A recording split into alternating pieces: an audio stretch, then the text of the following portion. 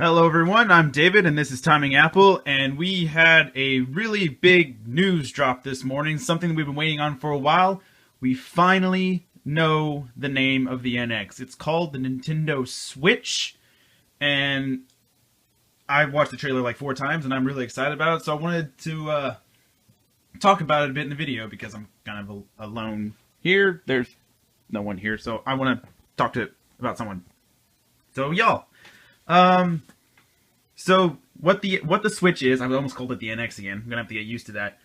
They revealed that the Switch is basically what we've been seeing in the rumors, and if you don't know the rumors are basically stating that it was a hybrid portable home console, which has been proven to be true. It also uses cartridges, but like they're like 3DS kind of things, or like an SD card kind of cartridge, not like a cartridge from like an N64 or Game Boy or whatever.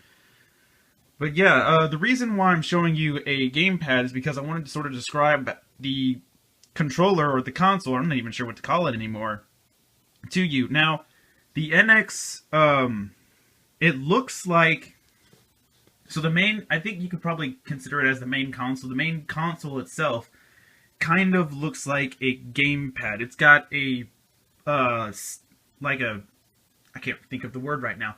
Whenever it's used as a home console, it has like this cradle that you can put it in that I guess charges it and may do some other things. We don't know what else it does. The trailer didn't describe that, but the main part of it itself that you will probably be using as the portable side looks like a gamepad. But here, it's like the screen is basically this entire middle part instead of just like this square right here, and the sides of the controller, the buttons parts are all on the sides right here. Like the minus is right there, the plus is right there, and they switched these around. Now the control stick is under the face buttons, which I'm really excited about because that was something that I found a little disorienting with the Wii U stuff. As much as I did end up liking the Wii U, I didn't like that whole button layout, but they're fixing that. But anyway, the big thing about it is that the screen part will be the part that's docked into the stand when using it as a home console, and the sides actually slide off, which is where they're getting the Switch name from. It sort of switches off, I guess. It makes it like a clinking sound, too.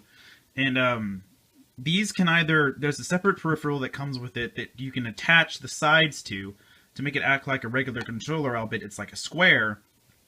Or if you're like using it as a portable console, there's a stand on the back. This is a gamepad, so it's not going to be there. There's a stand on the back of the controller that allows you to sort of sit like this, and whenever you take the sides off, they can each be used in each hand as a controller and still work that way, which is kind of like how I ended up using the Wii Remote and Nunchuck. Whenever I was playing the Wii a lot, I would just sort of have my hands off to the sides, but still being able to control things with the Nunchuck and Wii Remote. It's actually really comfortable, so I'm actually a little excited that that's going to be used again, sort of. Maybe not, I'll probably use it as a regular controller. But yeah, the sides of it will slide off, and also when it's in portable mode, the sides can each be used as a controller with certain games. Probably more simple ones, like they showed this working with a new Mario game, a new Mario Kart, and a new, well, probably not new, it's probably NBA 2K17 just ported here, but I'll get to that in a second.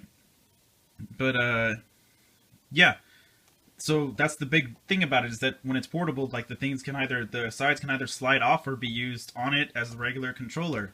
And that seems to be where the gimmicks stop. I mean, for the most part, it actually seems like a regular console, which I've sort of have a love-hate relationship with some of the gimmicks. Like when the Wii came out, I was excited for the aspect of motion control, but it wasn't used to I think the fullest potential in a lot of things, except in like maybe Skyward Sword. I liked Skyward Sword, and some people didn't. I actually did. But yeah, it seemed like really to its max, not really its max potential, but to like the fullest potential that probably could have been in Skyward Sword, and some other things that I can't quite think of off the top of my head right now. But with with the console that's coming out, not this is the gamepad, I'm just using this as a reference, it actually seems like we're going back to a regular console. Now, while you can use these as a controller, these can actually still stay on the screen and dock it, and they do have a Pro Controller option that will be coming with it.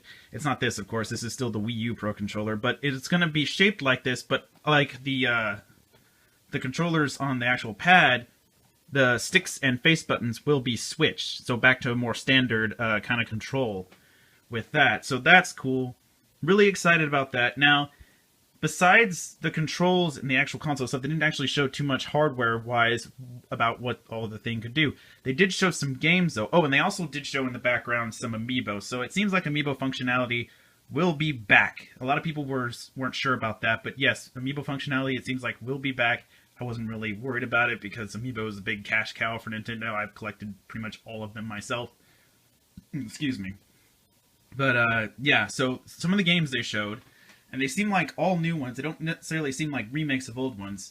They've got your new Mario game. It's more of a 3D World style Mario game, but I don't have my 3D World copy with me right now, so I just grabbed this one. They've got a new Mario Kart, which seems to have a dual item system, because in the corner of the screen they have 2 items that they could use instead of 1. That's as far as we got with that. A new Splatoon, which we're guessing it's new because there's new hairstyles that you could choose. It could be a remake of this, where they just add new hairstyles, but it seems more likely it might be a new one rather than just Splatoon again. And of course, we all knew this is the only representation I had with. Oh shit, that's dark. This is the only representation I had Legend of Zelda right now with me. The new Legend of Zelda Breath of the Wild. This is the Twilight Princess pack, but like I said, this is as close as I could get. Yeah. So they showed off that, and a surprise for me, they showed the. I almost called it the NX again. The Switch playing Skyrim. Ah, dang, the light's reflecting. There we go, Skyrim. Which I didn't see the trailer first. I first heard about the Switch through an article, and it said it was playing Mario, Legend of Zelda, and Skyrim. And I had to read that title again, because like, Skyrim on Nintendo? What the heck? So yeah, it seems like that I'm guessing it's going to be the remastered one, because that's going to be the one that came out recently. And if it is the remastered one, that means that the Switch may have the same capabilities to play games that the PS4 and Xbox One can, which is actually really good because while the Wii U, when it was launched, excuse me, it did have strong third-party support in the fact that it got Arkham City, Mass Effect 3, and then Assassin's Creed 3, as well as eventually getting 4. After the PS4 and Xbox One came out, the third-party support kind of teetered off a bit, which is part of the reason why it sort of spiraled downward in popularity and sales and stuff like that. I'm not an expert on this, but this is just what I'm observing. But since the only new console coming out in the foreseeable future from the other 2 big companies is the PS4 Pro, which won't have exclusive games on it, it'll just have higher graphic versions of PS4 games, that means that third-party support might actually stay longer on the Switch than it did for the Wii U. Until we know more about the Scorpio, of course. I don't know if the Scorpio will actually be much of a different situation from the Pro, just being a little more powerful. But anyway, it seems that we might have stronger third-party support on the Switch than we initially thought. So I'm excited that Skyrim's going to be on it. I don't know if I'm going to wait for the Switch version of Skyrim. I'm still really excited to play the PS4 version. Actually, I just thought about that. I wonder if it's going to have mods. Well, we won't know until it comes out, I guess. But, let's see. I think I got everything. That's about all that we got from the trailer. The trailer was less than 4 minutes. I thought it would be revealed in, like, the Nintendo Direct or something. But no, we just got a trailer at, like, 9 o'clock this morning based on what it said on YouTube. But, yeah. The Switch, I am really excited just because, just the fact that it's a regular console, like the gimmick seemed to stop with the whole portable console hybrid, which, as much as I liked the Wii and the Wii U, that was part of the reason it was sort of holding it back, I guess. But I don't want to talk too much about that. The Switch it looks amazing. I can't wait to get more information. I'm probably going to get it as soon as it comes out if I can, but we'll just see. But yeah.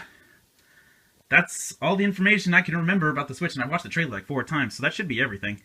If you want to see the trailer yourself, it's on the Nintendo YouTube channel. That's where I found it. I think probably other news sites probably have it too, but the easiest way to I still don't know how to link videos, so the easiest way to find it is to go to the YouTube search bar. You're probably watching this on YouTube. Go to the search bar, type in Nintendo, and the Nintendo channel should show up, and it's the first video on their feed.